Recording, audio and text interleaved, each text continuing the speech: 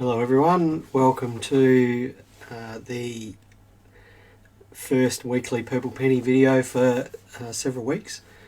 My name's Mark. I own and run the Purple Penny along with my wife Catherine. The Purple Penny being a family run coin and banknote dealer in the northern suburbs of Adelaide, Adelaide being the capital of South Australia. We've been here for just over 5 years and we've been trying to do these videos for the last 4 years or so. You probably know that we were on holidays for pretty much all of the second half of March and the first few days of June. We ducked over to the UK for about 20 days. Went to York and Edinburgh and Bath and London and managed to go to a coin show on the last day we were in London, so that was a bit of a highlight of the trip.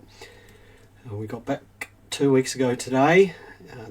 There was a public holiday here in Adelaide last Monday, which is why there was no video.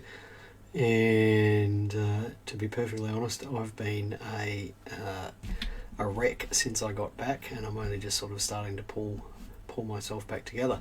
So here we are back with our regular videos. Thank you everyone for taking part today. Those of you who are watching, hello Patrick, Gary, Peter, JJ, Paul, Peter, another Peter, and Ray. Hello everyone, thank you for joining in. Now before we get started, I'd just like to say thank you to Patrick who's watching. Patrick came in and donated this to our little museum, our little top shelf museum. If you've been in here and you've seen the shelves down the left hand wall and the back wall, you know that the top shelf is covered in interesting artefacts. Patrick, I believe, comes from Burra, which is in the mid-north of South Australia, and Patrick was kind enough to bring this down to donate to our little display. Now Patrick, I haven't actually confirmed what you told me what this is, but we'll just anyone who thinks that they know what this funny little scissory thing is, please comment.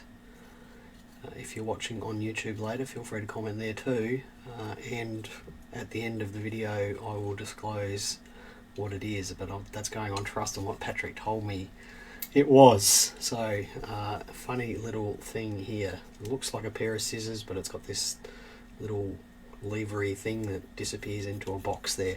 So if anyone knows what that is, please comment in the Facebook comments, or if you're on YouTube later, feel free to comment there too, and I'll answer those as I can.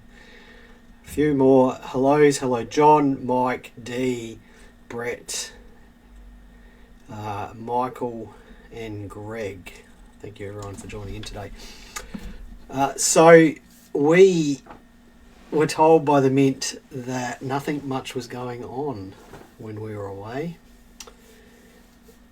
That turned out to not be the case. We had a pallet. Usually we get 1 or 2 boxes of Mint product a month, but we had a pallet of stuff appear here on our first day back in the shop, which was the Tuesday after we flew back in, and both of us were wrecks, and the pallet of 400 kilos of stuff showed up. So there has been several new releases while we're away, so let's just wrap those up. Some of them happened while we were away, some of them happened the day after we got back, and one of them happened last week. So thanks to the Mint for not doing much when we were away. I'm glad that it wasn't busy, because I'd hate for it to be busy. So of course the yearly uncirculated proof and baby uncirculated sets came out about 4 weeks ago. The yearly uncirculated set is the first one with Charles's portrait on all the denominations, as it's quite distinct from the Change of Monarch set, which was released a couple of months ago. No commemorative designs in that set, just the Charles III portrait on them. The yearly proof set was released. That was $150. Again, no commemorative coins in that, just the coins with Charles III's portrait on them. And the baby set. The baby set had the special baby designs on every coin, which have appeared on and off over the last 3 years of baby sets.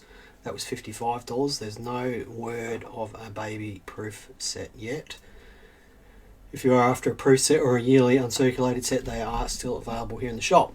Now, of course, the 2024 Paris Olympics is coming up next month. Every time there's an Olympics, the Mint releases some coins to commemorate that event.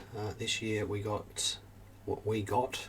I'm not sure if there were any gold coins or anything, I'll be perfectly honest here, but this is what we got allocated. We got allocated 2 different types of Olympic coins and 2 different types of Paralympic coins. There was a $5 domed Olympic coin, which was $150, and a coloured Olympic dollar coin, which was $20. There was a $5 colourised Paralympic coin, which was $170, and a $1 coloured dollar for the Paralympics as well, which was also $20. We received very limited numbers of those, which is fairly typical with Olympic releases recently. We do get very small numbers of those. The next release, of course, was the Big Bang that happened when we were away. This actually happened, I think, the day after we got back. I think that was the Bluey release, the day after we got back. So the Mint really threw us in the deep end. The Bluey dollar bucks coins. So that was a 3-coin carded dollar coin set, colorized dollar coin in a box with some stickers or something or other. That was $55, or you could buy the 3 carded coins individually for $20 each. We had about 40 or 50 people lined up out the front of the shop, and had the phone switched off all day Thursday and Friday because it just wasn't worth answering it, because all the questions were the same. Now we'll talk about the Bluey coins in a little bit. And then last Thursday, yes, it was last Thursday, we had the Charles III boxed premium roll set released. So that was a premium roll, one with a sticker and a head tail for all denominations, 5 cent, 10 cent, 20 cent, 50 cent, dollar coin and $2, all with the stickers on them in a lovely box. And I believe that is the first time the Mint has released a boxed roll set since 2019, and the price of that was $285. And I will talk about those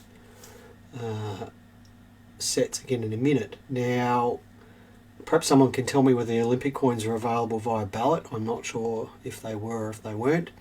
The Bluey coins were certainly available via ballot, but for some reason the premium roll sets were not available via ballot. I should just say, incidentally, if you want a premium roll set, they are available on our website and over the counter here in the shop. So, Gabrielle, candle wick trimmer. Yes, that's right. That's exactly what it is. Thanks you, Gabrielle. And I believe that Ray said the same thing, a candle wick trimmer. So this little, and if you're wondering what the heck I'm talking about this little thing here. It was used by people to put out candles, and now I'm not really 100% sure how it was used, and given that I'm left-handed, I'm probably doing it all wrong anyway. But I believe that you would go along to a candle and put the wick in here, where my finger is, and it would snip it off like that and put the candle out. I believe that's what it is. And thank you, Patrick from Burra, for donating that to our museum. I'm going to take it home and probably wax it just to stop it from rusting up any further. And it'll sit up there along with all the other interesting things I have up the top. So, hello Jay, hello Cam, hello Rand.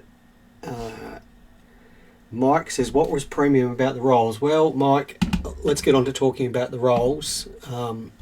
I've had a few questions from people, and when we were in the UK and we saw that the roll release was happening, we both said the same thing, was that the Mint had already released rolls and now they were releasing a set, and it seemed a bit unusual.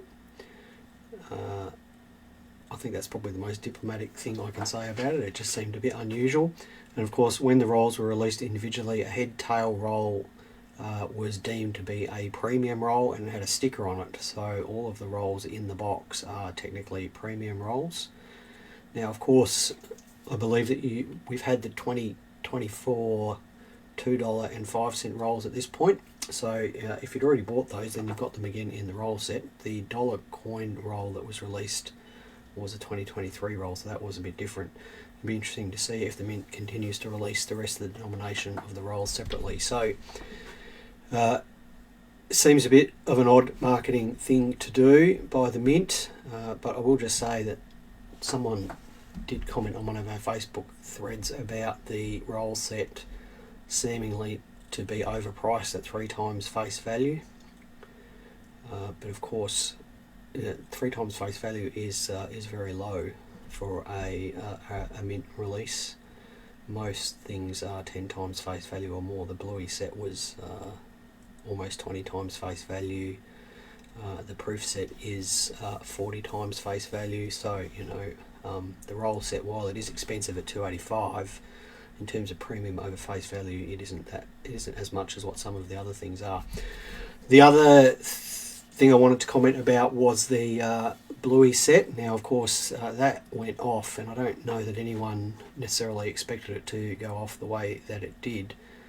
And it's an interesting thought exercise to understand why that went off the way it did. And I'll just share with you the phone calls and messages that we got were from a completely different demographic to what we usually get. There were a lot of mothers and a lot of grandmothers, a lot of people from Canada and a lot of people from America. So this is one of those sort of rare, and I will say rare and genuinely rare, one of those rare conjunction of themes where the coin itself stepped outside of the coin collecting world and stepped outside of the people who just buy products to flip them, and became, I guess, almost universally appealing to people.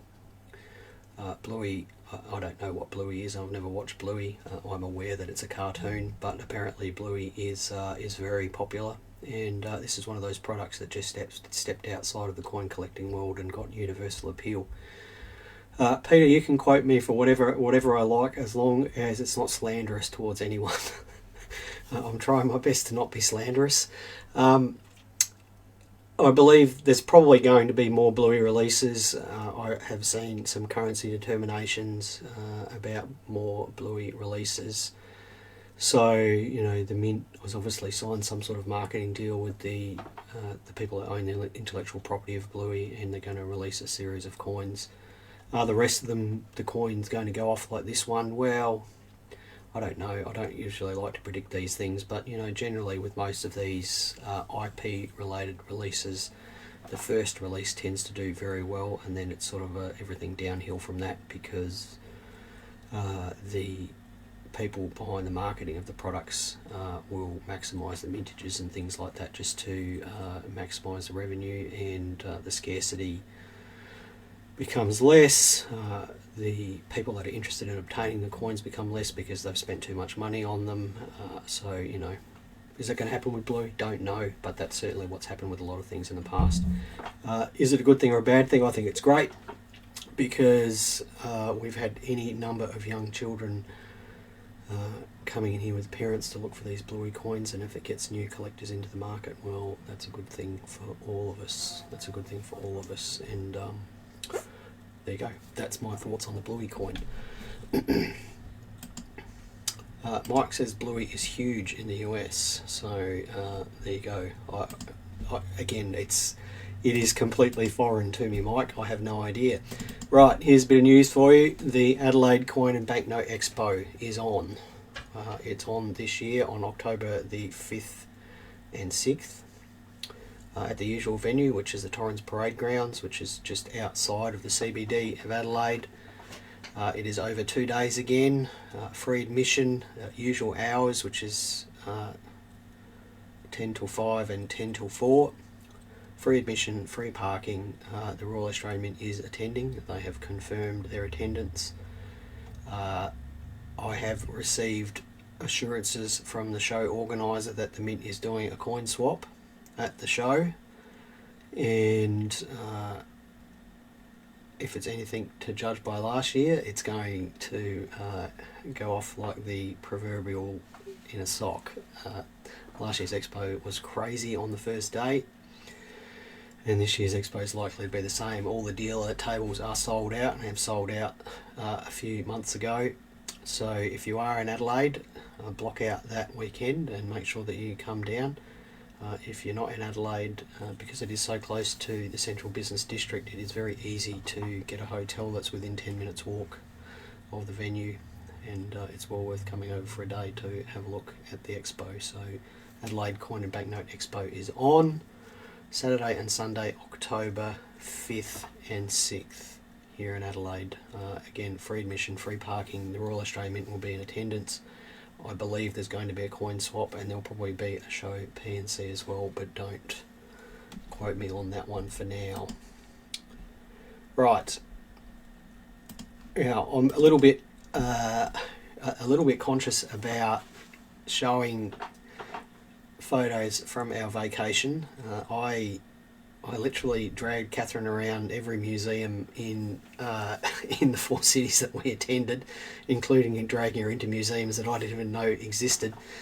But I had a very good time, and if I had to say one thing about the museums in the UK, it's that they have a lot more coins in them than the ones here in Australia.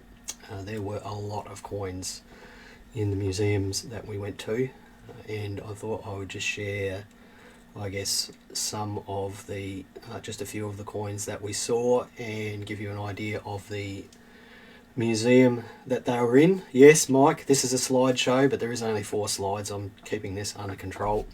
So we'll just run through these slides here. So the first one is from the Yorkshire Museum, and the Yorkshire Museum is in the city of York. It's just outside the city walls. The city of York is, I believe, has the best intact medieval walls of any city in the UK. And just outside the city walls, there is the site of an old Roman watchtower, and next to that there is a medieval hospital, a medieval chapel, and a ruined medieval abbey. And in between the Roman walls and the ruined abbey, they built a museum, the Yorkshire Museum. It's in Victorian buildings. The museum itself, the level that we were most interested in, was in the basement. And what made it really fascinating was that when they were excavating the basement, they found all sorts of medieval ruins from the abbey, and they've basically built the museum around the ruins. So there's columns and walls and things like that just in the floor space of the museum.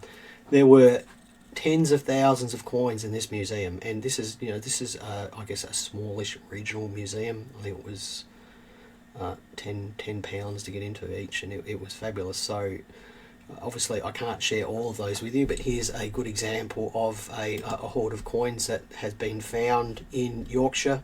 This is what's called as the Wold Newton hoard, and it was found in 2014 by a metal detectorist. It was all in a clay pot, and the metal detectorist, when he found the clay pot in situ with the coins in it, he left it in place and reported it to the authorities, and then they excavated it in the pot. They managed to excavate it all in the pot. There were 1900 copper and bronze coins found in that pot. So 1900, that's a significant amount of money. They all date to about AD 350, which is about the era of Constantine. And funnily enough, there is a statue of Constantine in York. He was the first Christian Roman emperor. Now I have forgotten, I can't remember if he died in York or if he was made emperor in York, but he certainly visited York, and there is a statue of him right next to York Minster. And just the other side of the road from where that statue is a Roman column that dates to about AD 100 that was found in the basement of the York Minster. And this is one thing that Catherine and I really couldn't get over with, is just the layers of history in the buildings that were in England. So York Minster in the basement has a museum, and I honestly didn't know there was a museum in there, Catherine. And you can see the Iron Age remnants of a building that was under the York Minster, and then you can see the remnants of a Roman building that was under the York Minster, and then you can see the remnants of a cathedral that was commissioned by William the Conqueror in 1066, and then on top of that you've got the medieval York Minster, which took the best part of 300 years to build. So the layers of history are quite amazing. So that's the York Museum and the Wold Newton coin hoard. Coinstruct says Constantine's father died in York and he was proclaimed emperor by his troops. Now thank you, I knew it was one of those. Thank you for sharing that information with me. There was another there was a few Roman emperors that visited York. I believe Hadrian visited there, and also Septimius Severus visited there too. Right, next slide. Again, do apologise while I nerd out over these because it was quite amazing. So these coins were in what's called the Museum on the Mound, which was in Edinburgh. And the Museum on the Mound was a free museum, so this is completely free. Took us about 2 hours to go through it, and it was mainly focused on the history of coinage and commerce in Scotland. The museum itself is in the Bank of Scotland headquarters building, and it's called Museum on the Mound because it is on that whole area of Edinburgh is built on the spoil mound of building the castle and trash that was taken from the river, and so it's an interesting place. Tons of coins in there, amazing banknotes, the oldest known Scottish banknote. The Bank of Scotland was the first English institution to, sorry, I shouldn't call it English, the first institution in the British Isles to issue banknotes. So the oldest known Scottish banknote was in there, and they had this beautiful typeset of Victorian coins, or partial typeset of Victorian coins. And if you look closely there, you can see a crown down at the bottom left. There's a 5 sovereign or £5 on the middle right. The middle left, there's a Gothic crown. A Gothic crown is an extremely valuable coin. Now, what's the value of all that stuff there in front of you? $30,000 just sitting there, and it was just one small part of a very large exhibition. We almost got coin fatigue. There were so many coins to look at in these museums. It's like you were rushing through just in an attempt to get through, and I guess glossing over things that normally you would be quite happy to drool over. Next item. Now this. Hang on a second. Sorry, I think we just dropped out for a second there, but we're back now. It's a Bank of England emergency dollar, and the Bank of England created emergency dollars because there was a shortage of coins in England, a shortage of precious metal to make coins. So they gathered in silver dollar sized coins. So Spanish 8 reals were the most common one. But they did mint a very few on American $17.99, and this one has an octagonal counterstamp on it, and in that counterstamp is a portrait of George III. They released bank dollars with counterstamps with various shapes on them, the first one being a small oval one. I believe this was a later one and is harder to find. They ended up discarding the counterstamp idea because they were too easy to counterfeit, and ended up overstriking the coins completely with a full design. Now, why do I like this one? Well, this one because it's on a US silver dollar. So this coin is one of those, like the Bluey dollar, is one of those coins that spans many different markets. US coin collectors would climb over their mothers to get this coin. There's very few struck on US silver dollars, and this one would be extremely fine or better. What's this coin worth? Hundreds of thousands of dollars, perhaps millions. It is a remarkable thing, and it's just sitting there amongst a cluster of other emergency bank dollars. I would love to own a coin like this. The amount of history is just amazing. Right, last one, because I don't want to bore you. This is from the British Museum. So the British Museum was probably one of the best things that we did on our vacation, and we're only there for about 5 hours, and we barely scratched the surface of it. There's hundreds of different rooms in there, and we went in there with a list of the top 10 things that we wanted to see, and even then we were there for 5 hours. And this was the most amazing hoard probably that I'll ever see in my life. This is called the Corbridge hoard. It was found in 1911 in a bronze jug, and the neck of the jug was plugged with 2 bronze coins, and when they tried to lift the jug out of the hole in which they were found, the bottom fell out of it because the bottom had corroded and it couldn't hold the weight of the 160 gold aureuses that were in there.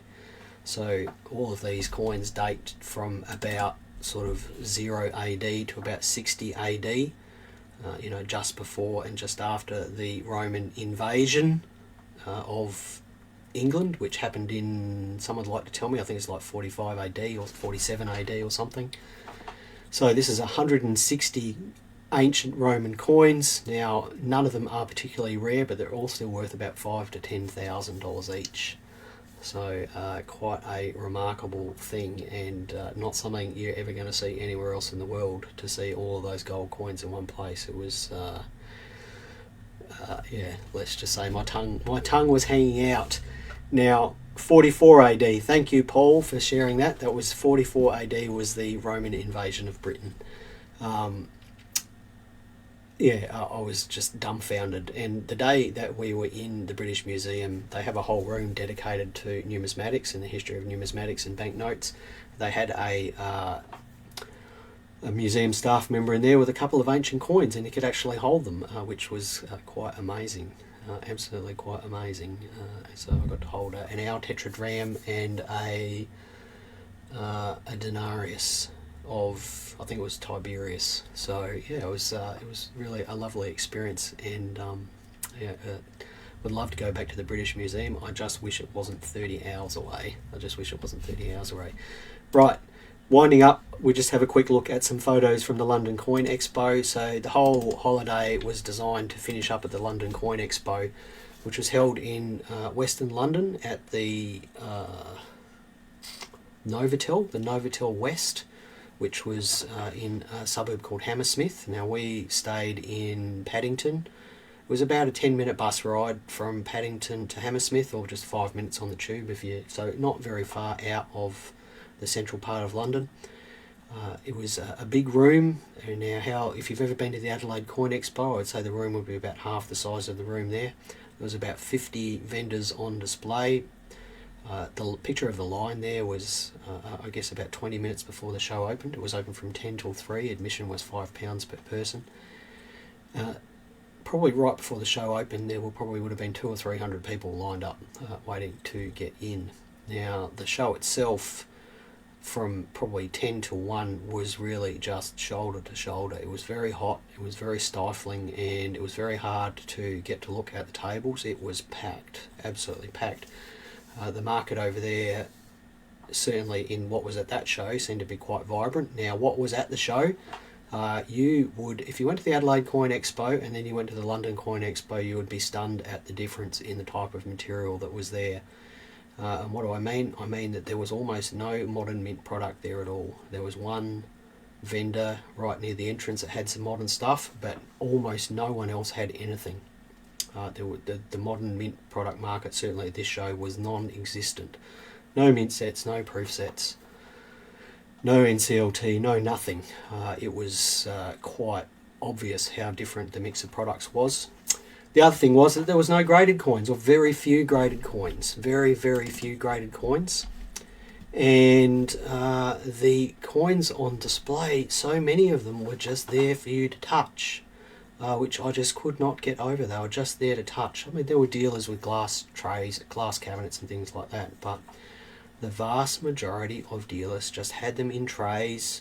Sometimes they were in holders, but a lot of the time they were not in holders. They were just in trays, and you could pick them up and flip them around and all that sort of stuff. So the picture at the top middle there with the coins in the tray, that dealer, he likes what's called Conda tokens, and Conda tokens are British trade tokens from the late 1700s, and he must have had 600 of them.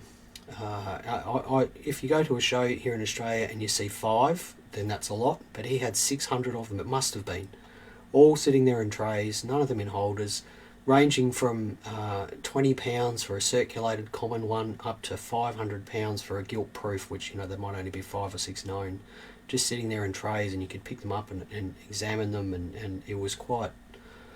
I was I was in absolute heaven. It was just amazing. I had such a good time, and it's one of the very few shows where I was basically there from open to close.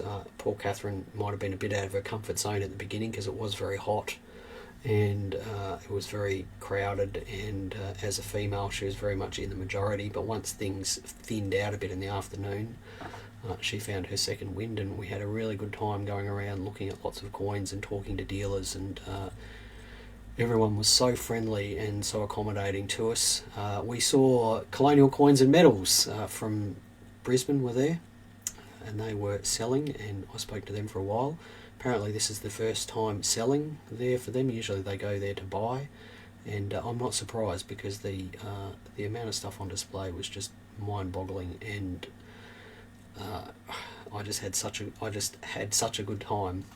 The material there, I was hoping to get some British hammered stuff. I got to say, it was pretty expensive, the British hammered stuff, much more expensive than what I was expecting. So we came back with a little bit of stuff, some proclamation coins, colonial coins, quite a few ancients, and things like that. So do look out on our website over the next few months as we work through that. But if you're ever in London in June or September, which is when the London Coin Expo is on, you should certainly try to time your trip around going along, because it was fantastic, absolutely fantastic. I honestly didn't know what to do for the first hour. I was just gobsmacked. Right, that's it. Now, I will just say thank you to all of our wonderful customers who have supported us in the last 2 weeks. The first 4 days that we were open, Catherine and I were a mess. We had terrible jet lag, and everyone was very accommodating with us. The people with the new releases that happened where we couldn't take people's names and we've had to just decide who gets what. Thank you again for everyone's understanding about that. It has been a pleasure coming back here. I mean, I'd love to still be on holidays, but it is good to be back here to the routine, and thank you everyone, it is much appreciated, and all you customers and people out there on the internet and people who come into the shop, we can't do this without you, so thank you very much. That's it. Bye for now, everyone. Have a great week. Hopefully we can go a week or two without any mint releases and just draw a breath. I hope everyone is loving their collecting. I certainly am at the moment, and stay well and stay healthy, and bye for now. We'll see you next time.